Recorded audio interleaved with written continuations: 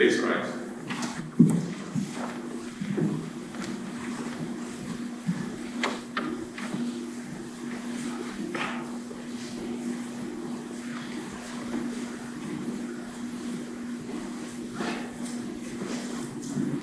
In the name of the Father, and of the Son, and of the Holy Spirit, amen. The grace of our Lord Jesus Christ, and the love of God, and the communion of the Holy Spirit be with you all. And with your spirit. In baptism, Antoinette Martens was given a share in the death and resurrection of Christ. We commend her to the mercy of God and surround her with the church's prayer. May we all feast at the heavenly banquet.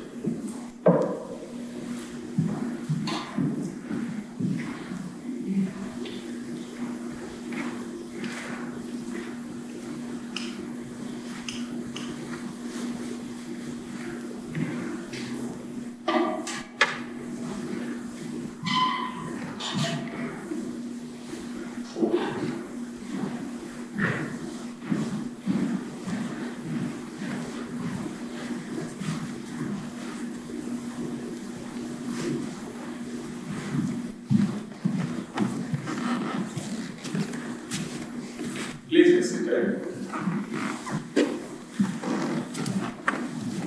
Pray to now present the word.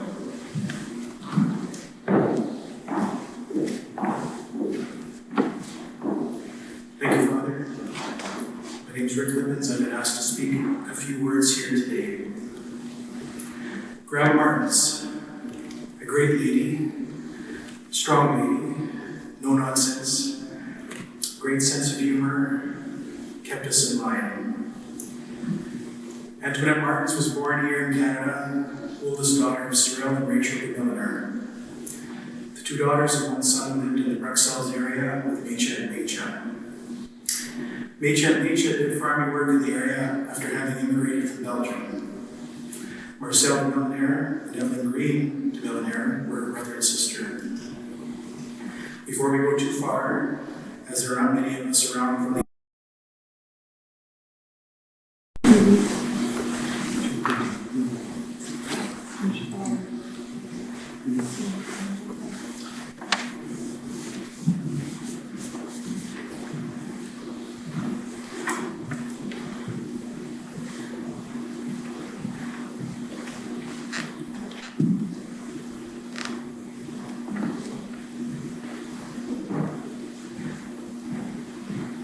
Please rise.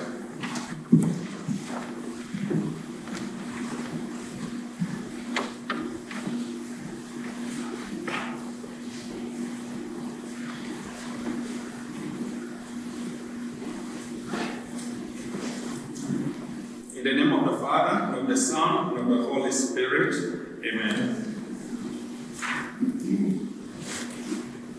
The grace of our Lord Jesus Christ, and the love of God, and the communion of the Holy Spirit be with you all. and with your spirit.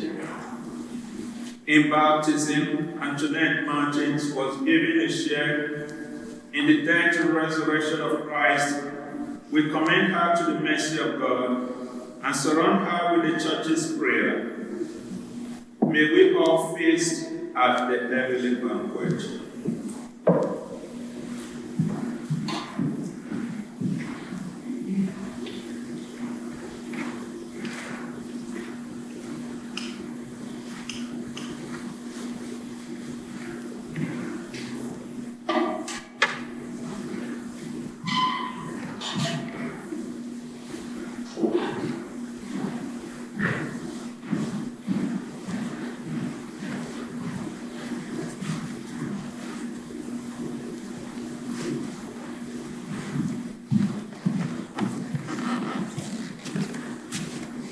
Please be seated.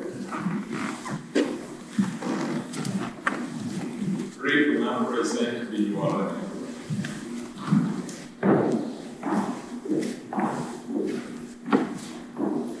Thank you, Father. My name is Rick Lippens. I've been asked to speak a few words here today. Grandma Martens, a great lady, strong lady, no no nonsense, great sense of humor, kept us in line. Antoinette Martens was born here in Canada, oldest daughter of Cyril and Rachel the Governor. The two daughters and one son lived in the Bruxelles area with Mecha and Mecha. Mecha and Mecha did farming work in the area after having immigrated from Belgium. Marcel de Millionaire and Evelyn Green de Millionaire were her brother and sister.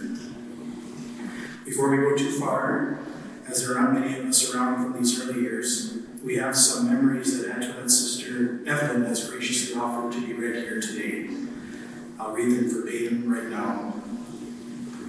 When I, Evelyn, was very young, my sister Antoinette looked after me when Mom and Dad got grain fields in the spring, threshing in the fall, stooping at that time, and doing other farm chores. When I was 12, my sister Antoinette got polio. Because there was no room in the hospitals, my mom and dad had my sister, Antoinette, and her daughters, Marlene, who was 1.5 years old, and Lorraine, 4 months old, move in at the farm.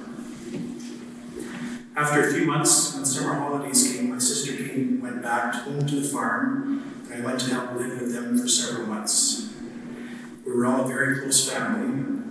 As the years passed, we always kept in close contact, celebrating many Christmases, New Year's, birthdays, and anniversaries together. These kind memories are courtesy from her sister again, Aunt Ellen Green. Also heard apparently in these early years that she used to trap muskrats with Marcel, I am told. She was the skinner. So back to our story. When Antoinette was in her early 20s, a certain young man named Gerard Martens from St. Albans gave a call and came to see her on the farm. They dated for a while, with Jerry visiting Antoinette by horse. They seemed to really hit it off, so after getting married, when she was 22, they then started their own farm 1 mile west of St. Alphonse. She had saved $100 when she got married, which is a lot of money back then. They had 4 children, all here today, Marlene, Lorraine, Rita, and Dale. They remained farming on that farm until 1970, and then they moved to Brandon. During this time, they became grandparents to 6 grandchildren. We, the grandchildren, got to know our grandparents very well, in spite of the distance between the city and Holland and Glenbrook, where we respectively lived. She had a very straightforward demeanor, and let you know fairly quickly if she was on side with an idea or what was being discussed. If she did not agree with you, you did not have to count to 3, you'd know about it. If something was seen as excessive or over the top, she'd wave something in the air and say something like, forget it.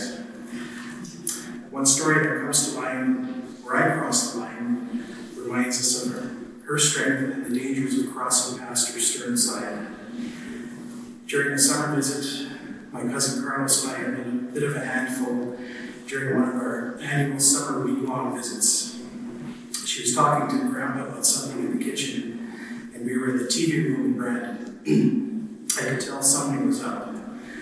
I remember her coming into the TV room and looking over her glasses with a finger wagging said, "Aunt Rita's going to the country tomorrow. You'll be going home. Pack your bags, on." Our week-long visit was suddenly cut short. We had obviously moved up one too many times and it was over. It was not really possible to fool her, and it didn't make sense to try. We really respected her for this, and to paraphrase what they say in Texas, don't mess with Grandma. And sure enough, the next day we were sent home. She was also quite joyful and had a lot of good humor. Often we didn't understand the humor, as her and Grandpa would tell a joke in English but follow it up in Flemish. She laughed pretty hard, so it must have been funny. She was always inquisitive about what we were doing in school or in life, and thoroughly loved company and discussing all these things with all of us. This was probably at the top of her life's joys. If you were ever in the Brandon area, even only for a fraction of a day, you were expected and warmly welcome to come over. It was seconds into the visit. "So, can you stay for supper?" And if the hopeful answer was yes, she was suddenly up and going, getting something going in the kitchen. There was no time to waste. She was one of the most welcoming people you could imagine, and we always had good visits. She was always current on what was happening with her friends and family, and always in tune with the latest news, asking how certain families and friends were doing back home. Sometimes she knew more what was going on than we did. During the larger family feasts, such as Christmas or Easter, she was known for filling the stove with chicken or turkey so large, the door would almost not close. These birds would go on early, sometimes 6 or 7 in the morning. One time, as Uncle Neil will recall if you ask, the oven was turned up too high and the smoke detector went off. They had a lot of smoke in the kitchen, and it took a while to get the smoke detector turned off. Boy, it was loud. If Uncle Neil says anything about turkey or smoke detector, you'll know why now. In the years following, the stove was not used as much for some reason. The new catchphrase, which made Grandma Big smile, as it was so good, was to ask anyone if they wanted champs chicken for these large events, and we continued to feast on for many years. She'd go from room to room asking people if they wanted champs chicken. When she had enough yeses, it was, okay, let's go. With the raised index finger, and after a quick drive across town, we soon had a steaming bucket of chicken served at the table. Grandma also had a fashion sense about her. She was known for her four-trail polyester pants, which were in a variety of very vivid color and patterns. Something she did that I have not seen done by anyone else was to take her old clothes, cut them up into squares for quilts and blankets, which were then used by her and Grandma or given to someone in the family. These were unique to her style, had extremely unique patterns, and were a treasure for us, as they were somewhat works of art, matching her color and style. Supposedly, as I've been told, the ladies at Tanjay would visit her in the hospital if she missed her weekly trips to the store. She never ran out of clothes, and they even put the effort in to bring clothes to the manor so the retirees could shop. This she appreciated. We have many memories of Grandma and Grandpa pulling up in their blue gray Cougar, or Malibu, or white and red Torino with a gray Oldsmobile up the Sierra car to the farm. This was one of the happiest times and memories when they would do a surprise routine visit. It was during these visits we got to see Grandma's generous side. We must have received dozens and dozens of Bunmaster buttons over the years, surprise treats from the branded stores like flavored sour cream and onion rings, and other items we could not get in Holland or ourselves. She introduced us to Whoppers. That was a mind-bending experience. At Easter time, we had what we thought were monstrously sized Easter bunnies, really good ones. She almost always had something for us. Like her mother, Rachel Milliner, she learned to become a world-class knitter, and as time wore on, she had special knitted clothes ready for us, sized to suit, picked up the next day if you wanted, with the appropriate color. And speaking of color, does anyone remember her favorite color? Yes, it was purple. She had plenty of household items and clothes of that color. She could knit almost anything, from scarves, tubes, mitts, pot holders, dishcloths. If everyone in the family was topped up, she would make sure that some of the charities in Brighton were tended to. She mentioned she enjoyed passing the time working on this, and so was never bored. One of her kind donations was to make knitted hats for the newborns at Brennan General Hospital. One thing she did not like was snakes. If she saw one, she'd get her hoe and destroy it. She had some hardships over the years, which she took in stride with no complaints. In about 1987, she had a very serious heart attack, and from what we recall, she died on the operating table. Medical science brought her back. This happened more than once. She also survived breast cancer, dealt with lung disease and osteoporosis. We are extremely blessed to have had her for 95 years, and she certainly beat the odds more than once. After her first big heart attack, she ensured that she had plenty of rest. If she was too tired, she would rest on the couch, or in summer, inside the open space of the carport at 1262 First Street. She had her nitro on her at all times. If she felt something coming on, she would quickly take her shot and just keep going. Her strength was very admirable. She just kept going. Everything was a stride.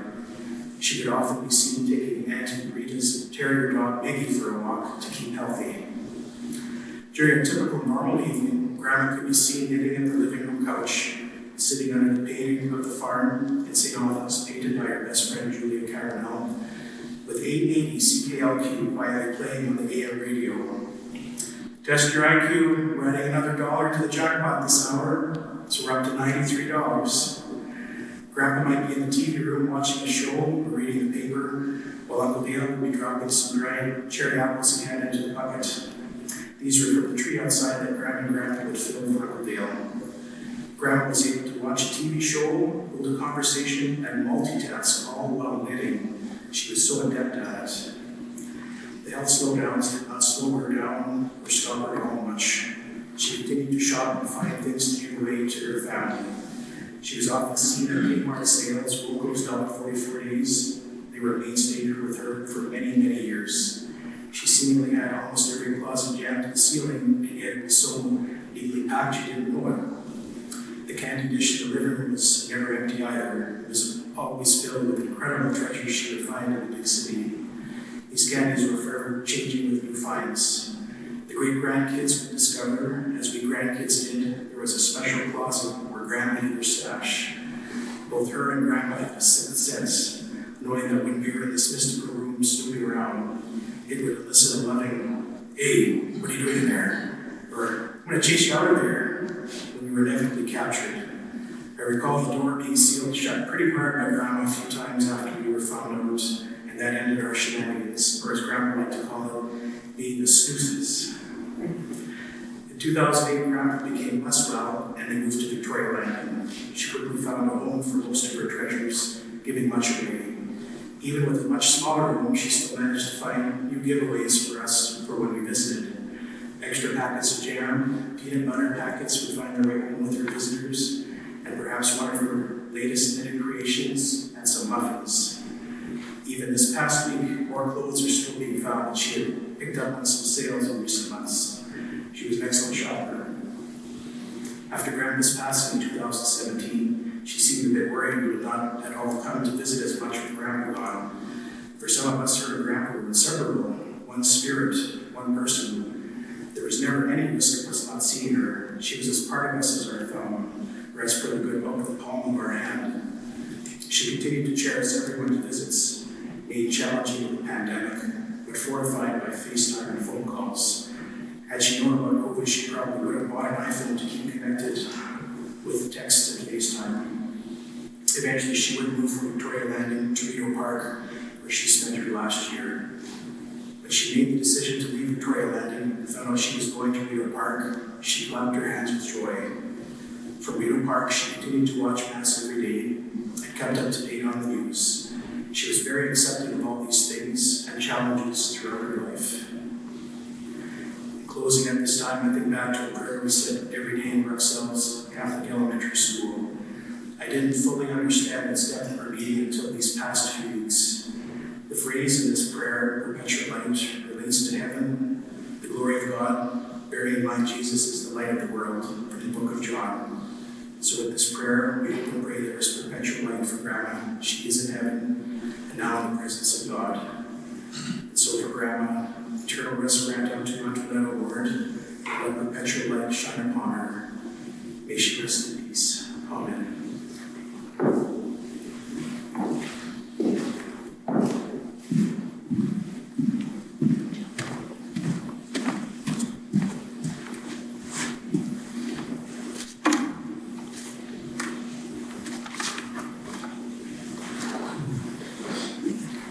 Let us please rise and ask God to have mercy on Antoinette.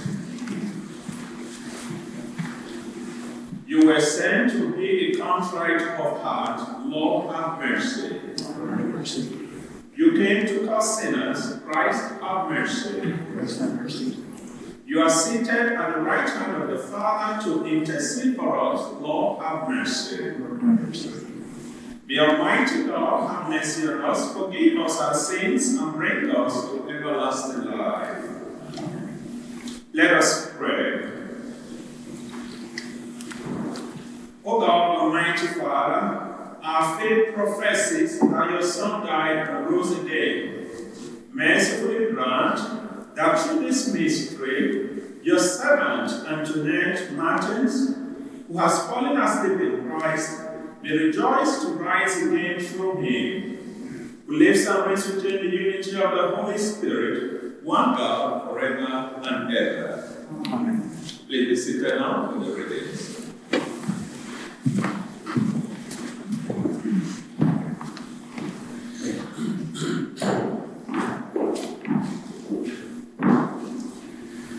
A reading from the book of the prophet Isaiah. On this mount the Lord of hosts will make for all peoples a feast of rich food, and he will destroy on this mountain the shroud that is cast over all peoples, the sheet that is spread over all nations. He will swallow up death forever. Then the Lord God will wipe away the tears from all faces, and the disgrace of his people he will take away from all the earth, for the Lord has spoken. It will be said on that day, "See, this is our God. We have waited for him so that he might save us. This is the Lord for whom we have waited. Let us be glad and rejoice in his salvation." The word of the Lord. Thanks be to God. Responsorial song. The Lord is my light and my salvation. The Lord is my light and my salvation. The Lord is my light and my salvation. Whom shall I fear? The Lord is the stronghold of my life. Of whom shall I be afraid? The Lord is my light and my salvation. One thing I ask of the Lord, that will I seek after, to live in the house of the Lord all the days of my life, to behold the beauty of the Lord, and to inquire in his temple. The Lord is my light and my salvation. Hear, O Lord, when I cry loud. Be gracious to me and answer me. Your face, Lord, do I seek. Do not hide your face from me. The Lord is my light and my salvation. I believe that I shall see the goodness of the Lord in the land of the living. Wait for the Lord, be strong, and let your heart take courage. Wait for the Lord. The Lord is my light and my salvation.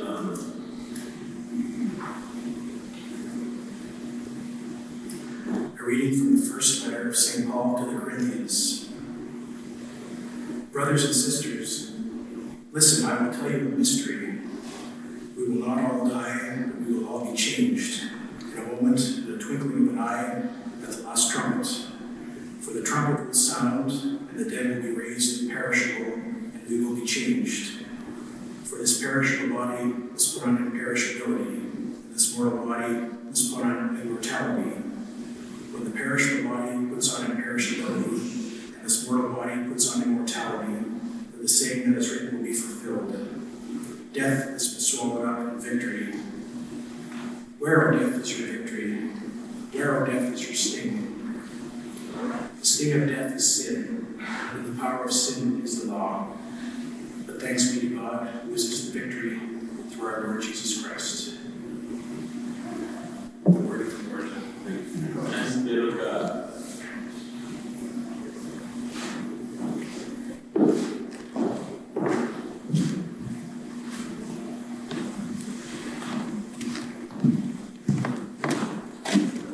Let us please rise.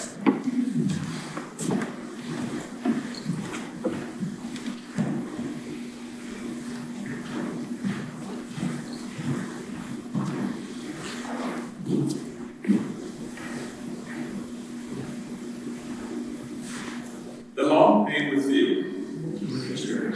A reading from the Holy Gospel according to Matthew.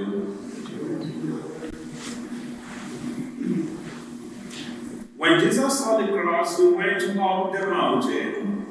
And after he sat down, his disciples came to him. Then he began to speak and taught them, saying, "Blessed are the poor in spirit, for theirs is the kingdom of heaven. Blessed are those who mourn, for they will be comforted. Blessed are the meek, for they will inherit the earth.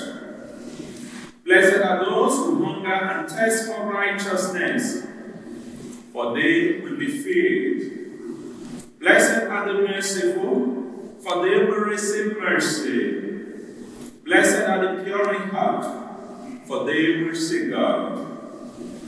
Blessed are the peacemakers, for they will be called children of God. Blessed are those who are persecuted for righteousness' sake, for theirs is the kingdom of heaven.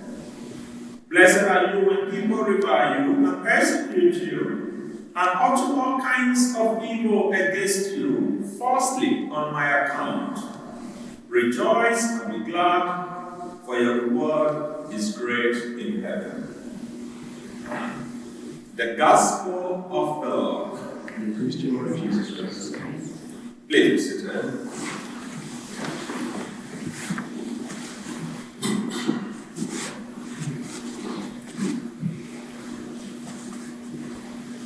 We are here today in union with many other relatives and friends who are live streaming this Mass because they are not able to join us in the church to pray for our dear mother, Antoinette Martens. On behalf of our parishioners, I extend our condolences to the children, grandchildren, great-grandchildren, brother and sister, nephews, nieces, and other relatives, and pray that the Lord Jesus will bring you comfort and consolation and grant eternal rest to the soul of your dear mother, Antoinette. The second reading chosen for this funeral from the first letter of St. Paul to the Corinthians tells us that death, which was once considered the undefeatable enemy, an enemy that you cannot defeat, undefeatable enemy of the human person, has been swallowed up in victory. In the death and resurrection of Christ. Hence, all who are baptized into Christ and who strive to do the will of God do not die. Rather, their perishable nature is transformed to put on imperishability, and their mortal nature puts on immortality. This is the hope that we Christians have, and it is this hope that gives us confidence and joy even when we are confronted by this seemingly intimidating death. Striving to do the will of God means we should not allow ourselves to be weighed down by the challenges of life, no matter how intimidating these challenges may be. Hence, our first reading from the prophet Isaiah invites us to fix our gaze on the mountain of the Lord. Fix your minds on the mountain of the Lord. Focus on the mountain of the Lord, where the Lord has prepared a feast of rich food for his people, and where he will wipe away the tears we have gathered over the years from our faces.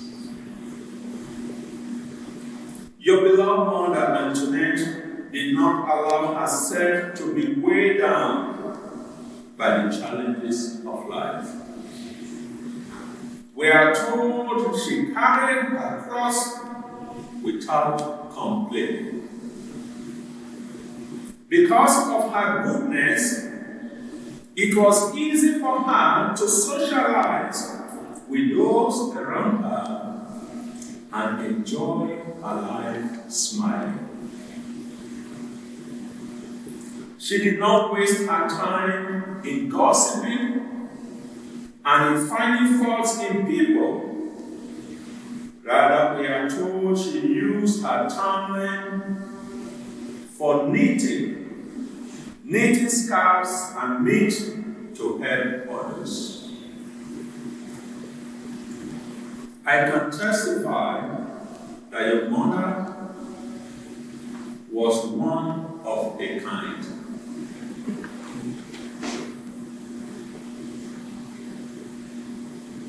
There was a statement that Rick made in the eulogy that she did things that others have never done. Your mother was one of a kind. When I was invited to anoint your mother, I was told she may not be able to respond, but I was wrong. She was fully awake and responded to all the prayers. After anointing her, I bade her farewell and I left. As I approached the exit of Rideau Park, her beloved daughter ran to me, calling, "Father, Father." And I looked back. She said, "Come back, Mommy is calling you." Apparently, Mommy wanted her beloved daughter to give me something big. As I go back to her room, her daughter opened her purse and was wondering, I hope I can find that amount. She did find it. And I was surprised when we mentioned the amount that she saved before our wedding. I was surprised. She did find it. And the daughter gave me the gift.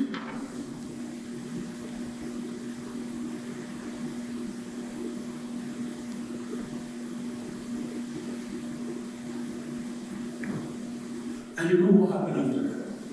Can anyone guess what happened after that?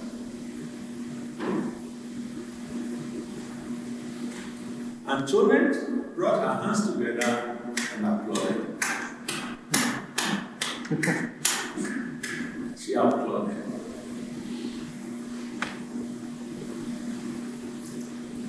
This is the first time in my ministry of 28 years that I have seen this unique and saintly behavior from someone who was on the verge of transiting from this world.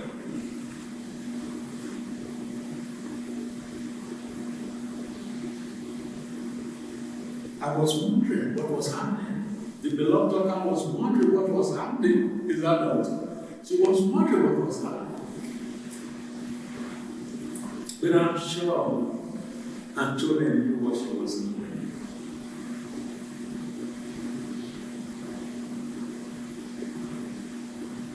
What can we learn from this behavior? Numerous things. First, the elderly, the sick, and those who are dying have their human dignity, which must be respected. Second, those who serve God do not lose their joy even in the midst of death. Third, a gift is only a gift when it is not shared. But when it is shared, it becomes a blessing. Fourth, the sacrament of anointing of the sick for the dying should be a celebration of liberation from pain, from sickness, and from sin. And also an assurance of our hope to see God face to face in heaven. That is why she was applauded. I am finally liberated. I have now been marked with the seal of Christ. And I will be able to pass through that path to heaven. Last but not the least, her last act is a reminder to us not just to give generously, but also to give joyfully. Give joyfully. We pray therefore that God will have mercy on the soul of our dear mother Antoinette and grant her the reward that she longed for. May the soul of Antoinette and the souls of all the faithful departed, through the mercy of God, rest in peace.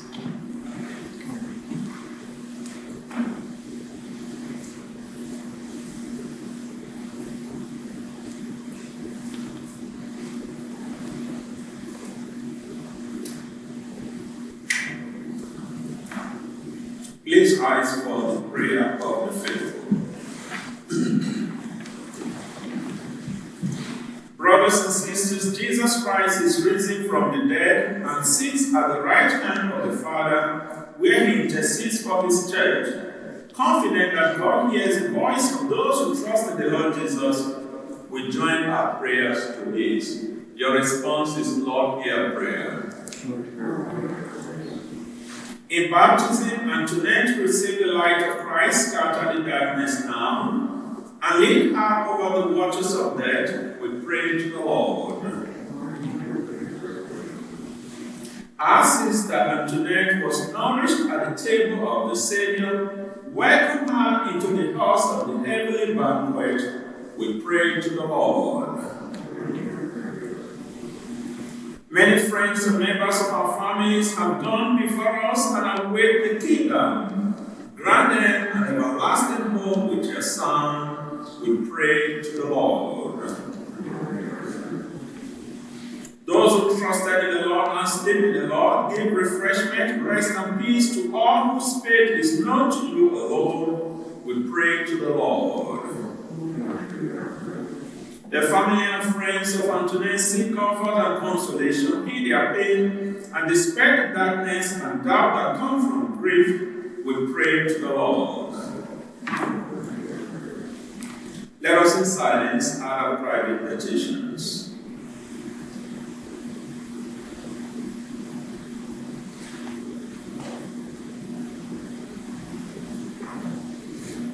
Lord God, giver of peace and healer of souls, hear the prayers of the Redeemer Jesus Christ and the voices of your people whose lives were purchased by the blood of the Lamb. Forgive the sins of all who sleep in Christ and grant them a place in their kingdom. We ask this through Christ our Lord. Please be seated.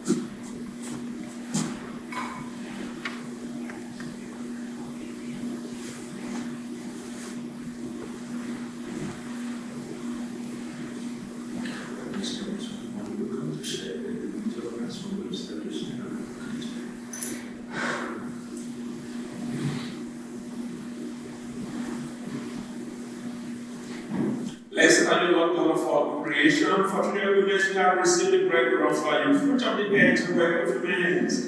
It will become for us the bread of life. Blessed be God forever. Blessed are you, Lord God of all creation, for through your goodness we have received the wine we offer you, fruit of the vine and work of your hands, to become our spiritual bread. Blessed be God forever. With humble spirit and contrite heart, we ask that by your love and sacrifice your side that will please to you, God.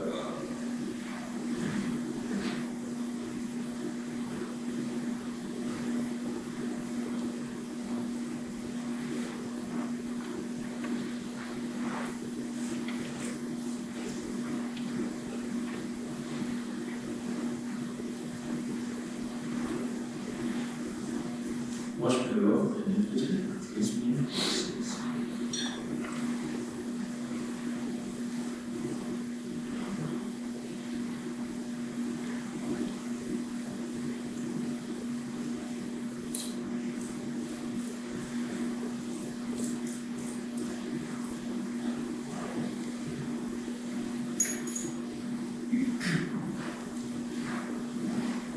Pray, brothers and sisters, that my sacrifice and yours may be acceptable to God, the Almighty Father. For the grace of the Lord of this day, for the good of all His God. Please rise. As we humbly present to you these sacrificial offerings, O Lord, for the salvation of your servant Antoinette, we beseech your mercy that she who did not doubt your Son to be a loving Savior may find in him a merciful judge who lives and reigns forever and ever. The Lord be with you. Lift up your hearts. Let us give thanks to the Lord our God. It is truly right and just our duty and our salvation always and everywhere to give you thanks, Lord, Holy Father, Almighty and eternal God, through Christ our Lord. For as one alone He accepted death, so that we might all escape from dying. As one man He chose to die, so that in your sight we all might live forever. And so in harmony with the choirs of angels, we praise you. And with joy we proclaim, Holy, holy, holy, Lord God of hosts. Heaven and earth are full of your glory. Hosanna in the highest. Blessed is he who comes in the name of the Lord. Hosanna in the highest. Let us please kneel.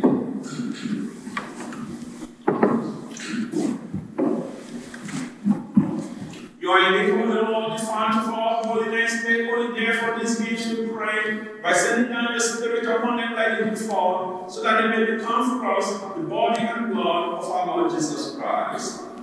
At that time he was betrayed and entered willingly into his passion. He took bread and giving thanks, broke it, and gave it to his disciples, saying, Take this, all of you, and eat of it, for this is my body, which will be given up for you.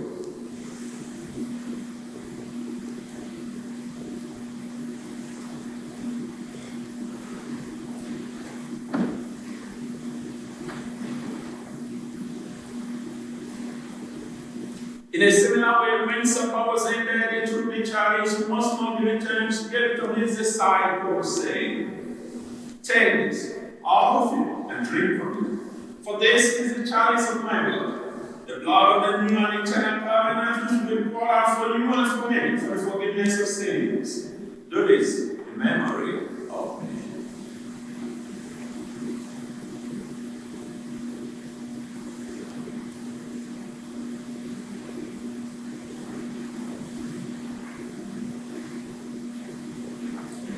The mystery of faith. We proclaim your death, O Lord, and profess your resurrection until you come again. Therefore, as we celebrate the memory of his death and resurrection, we offer you, Lord, the bread of life and the chalice of salvation, giving thanks that you have heard us worthy to be in your presence to minister to you. Humbly we pray that, partaking of the body and blood of Christ, we may be gathered into one by the Holy Spirit. Remember, Lord, the church spread throughout the world and bring out to the fullness of charity. Together with Francis our Pope, Richard our Bishop, and Paul our Cleric. Remember your servant, Antoinette Martens, whom you have called from this world to yourself. Now that she who was united with your Son in a death like his, may also be one with him in his resurrection. Remember us, our brothers and sisters who have fallen asleep in the hope of the resurrection, and all who have died in your mercy. Welcome them into the light of your face. Have mercy on us all, we pray. That with the blessed Mary, Mother of God, with blessed Joseph, the spouse, with the blessed apostles, and all the saints who have made it throughout the ages, we may merit to the highest to eternal life, and we praise and glorify you through your Son, Jesus Christ.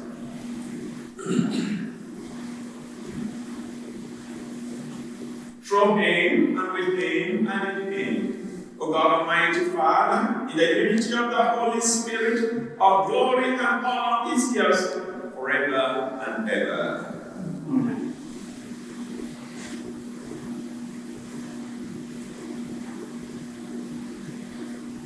At the Savior's command and formed by divine teaching, we dare to say, Our Father, who art in heaven, hallowed be thy name.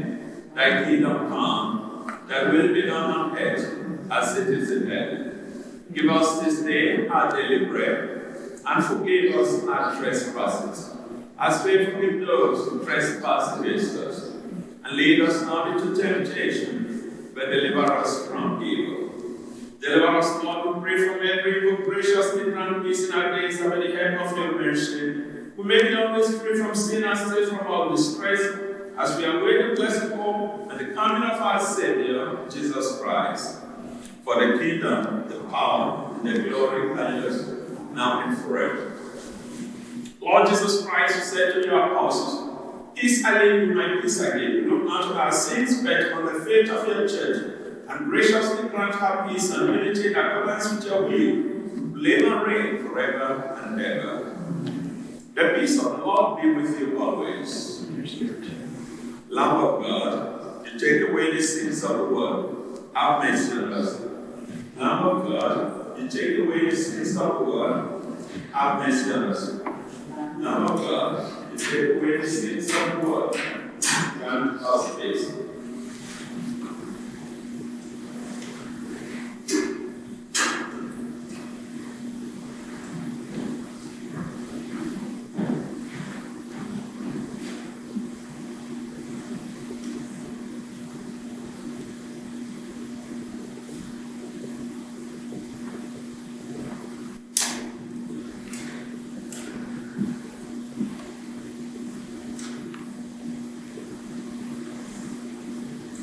Behold the Lamb of God, behold him who takes away the sins of the world. Blessed are those called to the supper of the Lamb.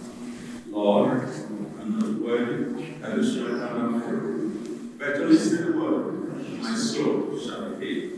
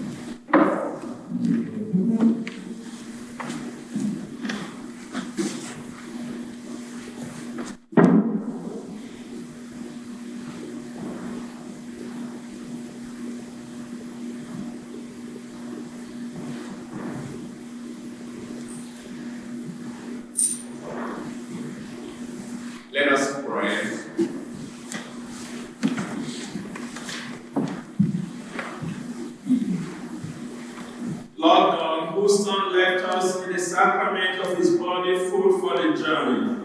Mercifully grant us, strengthened by it, our sister Antoinette may come to the eternal table of Christ, who lives and reigns forever and ever.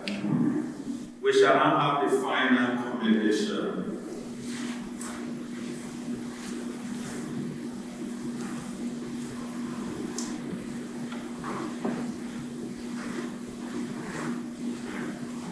Before we go our separate ways, let us take leave of our sister.